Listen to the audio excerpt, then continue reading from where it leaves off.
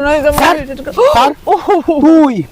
তুই যত যাই কিছু কস তোর মতো মিথ্যাবাদী রে। আমি হিন্দু, আমি মানে আমি মুসলমান, ও আমার মুসলমান শুধু তোর নম্বর গোষ্ঠীর মারি, তোর নম্বর গোষ্ঠী মারি।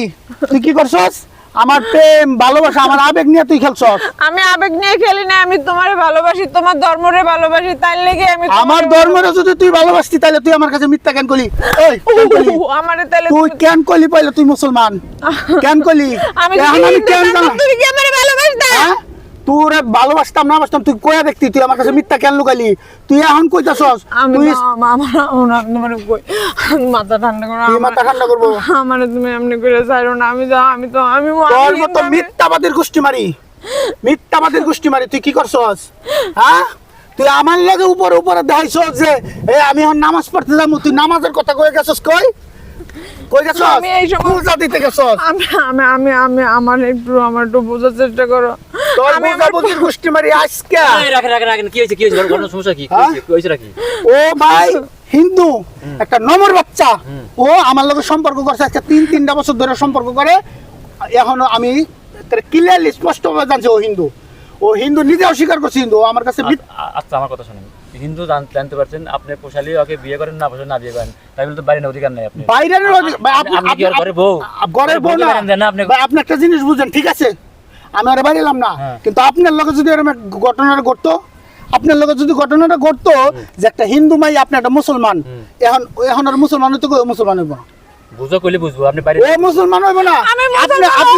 আপনি যদি একটা মানুষ সত্যিকারের ভালোবাসতেন, ভালোবাসে যখন জানতে পারলেন যে হ্যাঁ হিন্দু, সহজে আপনি তারে পাইবেন না, সে আপনার বিয়ে করবেন না, তখন আপনার কেমন হইব?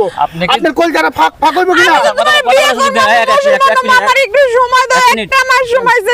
যেহেতু ভালোবাসি আপনি বুঝাই কইলে বুঝবো, ভালোবাসা মানুষ জীবন দেয়, আর আপনি মুসলমান হতে পারবেন না, এটা কোন কথা বললেন ভাই? ও যদি কইতো আমারে যে আমি মুসলমান হয়ে যাবো, ঠাস করে স্বীকার করা যায় না।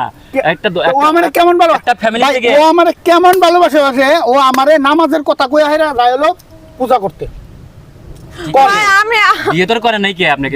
বিয়ে না করুক ভাই, ও প্রথমে ধর্ম নিয়ে খেলছে, পরে আমার ভালোবাসা আমার আবেগ নিয়ে খেলছে।